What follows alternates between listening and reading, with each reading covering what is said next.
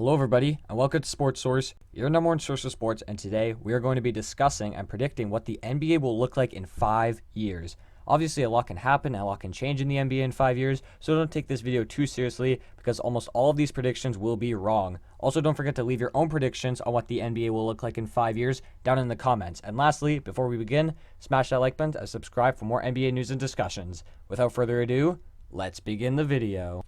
To begin, we are going to be predicting and discussing about who I think will be the top 15 players in the NBA in the year 2025. Obviously, this list is going to be far off when we actually reach the year 2025, but it's basically impossible to predict because of the unpredictability when projecting players' ceilings and if they will hit their potential, and as well as factoring in players who have even been drafted into the NBA yet, taking the league by storm in their first couple of seasons, as well as factoring in current superstars' regressions and how their games and overall level of play will translate within 5 years. Some honorable mentions who didn't make the list include James Harden, Kevin Durant, Kristaps Porzingis, Damian Lillard, Kyrie Irving, Stephen Curry, RJ Barrett, Ben Simmons, Brandon Ingram, and D'Angelo Russell. For Harden, he was really close to making this list, but in 5 years, he's going to be 35 years old and on the heavy decline. With Kristaps, he still has crazy potential and is still a great player, but we haven't seen him completely return to that player he was on the Knicks, and until we see that, he barely misses out on the top 15.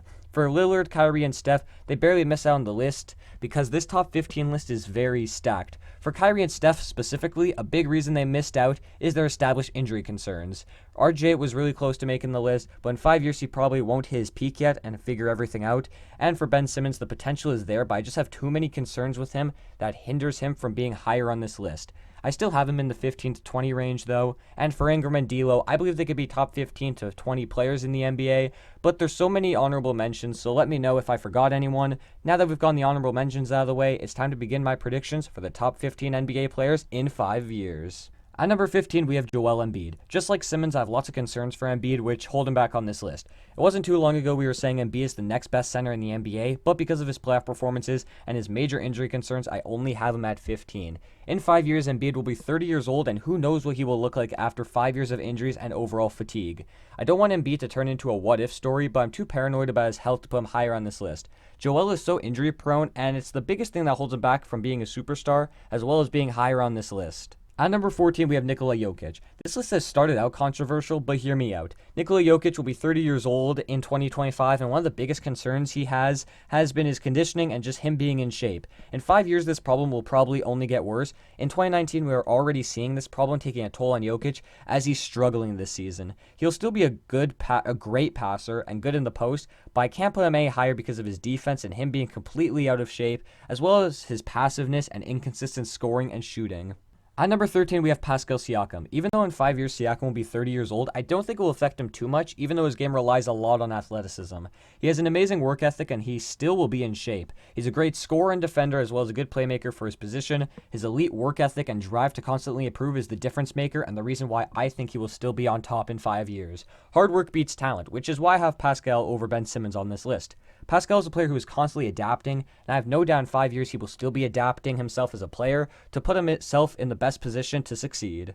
At number 12, I have Kawhi Leonard. Even though he's currently a top 3 player in the league, it might sound crazy that Kawhi is this high up on this list, but in 5 years, he's going to be 33 years old and still in the league. Sure, he will have regressed a little bit, but his game doesn't rely heavily on athleticism, and he's still going to be very poised, and I have no doubt his game will age very well, and also thanks to load management, along with his elite defense and scoring, I still have him this high, even in 5 years when he will be 33 years old and at the tail end of his career.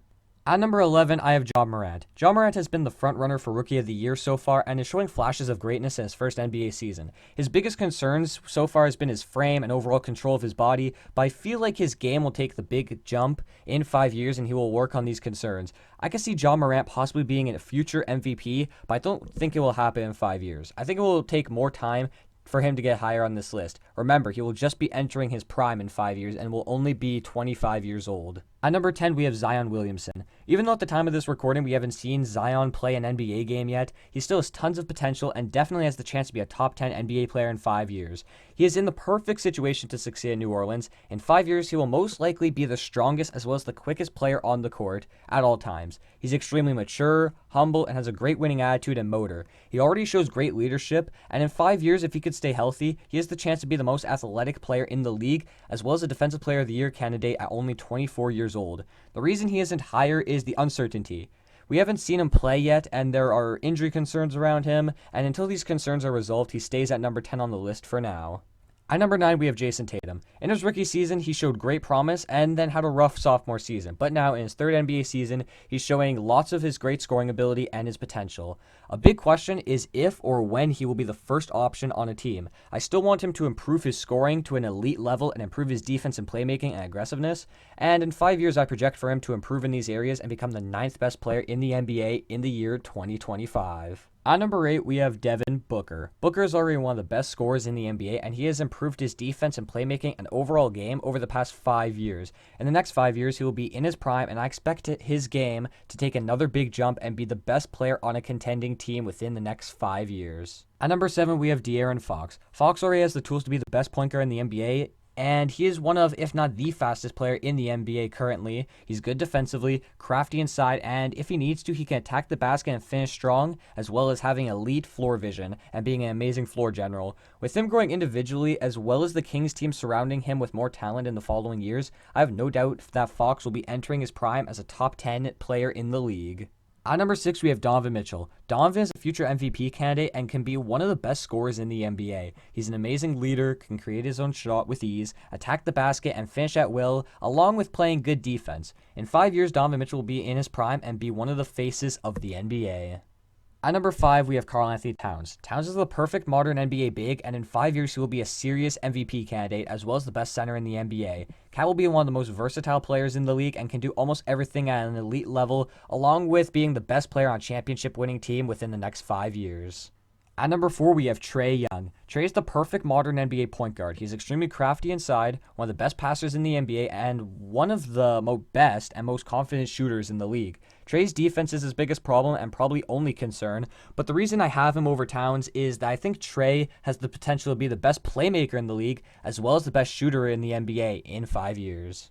At number 3, we have Anthony Davis. Davis in 5 years, I project to be a consistent name in MVP discussions, as well as a serious contender consistently for Defensive Player of the Year. He will be the best player on whatever team he's on in 5 years, and although Davis will be 31 and just exiting his prime, I still think he will be a superstar, even though there are concerns about his injuries, which may have a bigger effect on him in 5 seasons. At number 2, we have Luka Doncic. Luka is one of the greatest talents we have ever seen at 20 years old, and I think it will continue for his whole career. He is one of the most gifted offensive players I have ever seen, and over 5 years' time, he is only going to get better offensively, as well as improving his defense.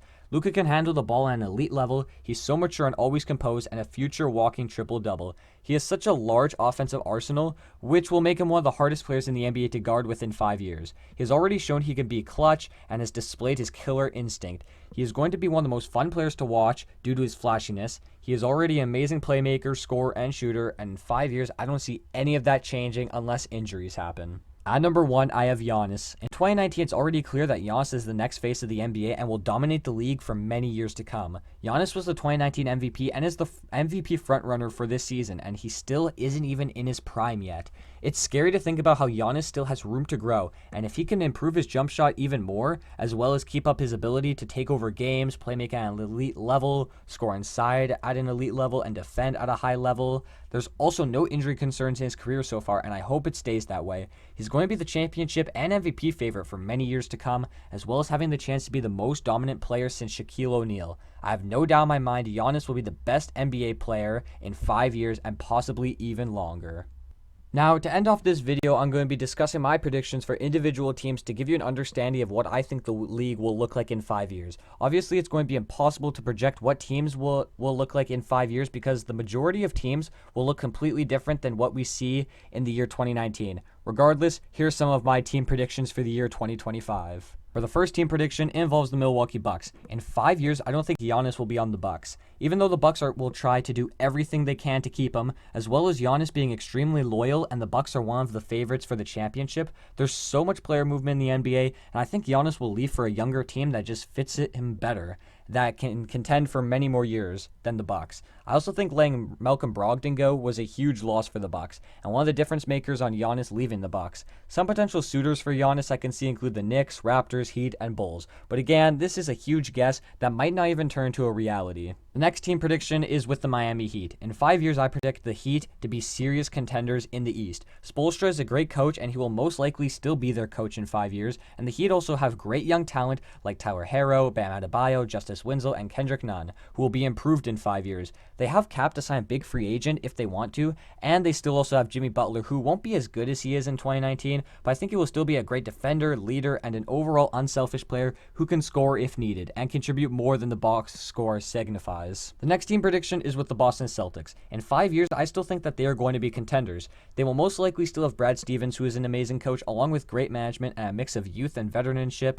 Kemba will still be serviceable at 34 and be the vet for the team and provide a spark. Tatum will be a top 10 player, as you can see from my player rankings, and they will still have Jaylen Brown and Marcus Smart, who will all be under 30 years old in 5 seasons. And they will most likely still have Kemba and Hayward, who will be 34 years old, and even though they clearly won't be as good as they are right now, they will still be serviceable vets who will provide leadership and efficient scoring. Boston also seems to be a good free agency destination, so I wouldn't be surprised if in 5 years they got an elite free agent to pair with Tatum and the rest of their young core. The next team prediction is with the Philadelphia 76ers. In 5 years, I don't think the 76ers will be as good as we think. I've already voiced my concerns with Embiid and Simmons and how I don't see them ultimately working out in the future, and I stand by that. The 76ers used to have the brightest future in the NBA, but in 5 years, I don't think the Sixers will be in contention.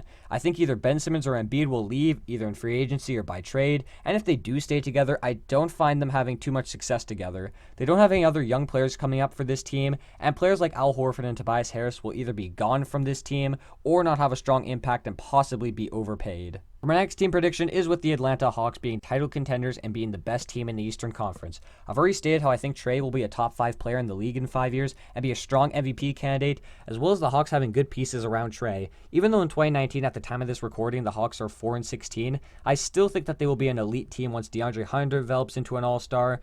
And I also believe that John Collins will keep improving more than he has, along with Cam Reddish developing into a great player and the Hawks finding their starting center to match the Hawks offense, like possibly James Wiseman or Andre Drummond. I strongly believe all these things will fall into place for the Atlanta Hawks as long as they don't get injuries, and if they could develop their young talent into unlocking their full potential. For my next team prediction is with the Dallas Mavericks being title contenders and being one of the elite teams in the NBA. I've already stated how I think Luka will be the second best player in the NBA, and I believe he will still be on the Mavericks, and I think the Mavericks' support around Luka will be stronger in 5 years. I think Kristaps will be an all-star. I also believe that the Mavericks will surround Luka with more depth, as well as the Mavericks possibly building a big three if they choose to pursue a free agent. I don't think it's hard to believe the Mavericks can get a top free agent, thanks to Luka and free agents' willingness to have the opportunity to play next to him.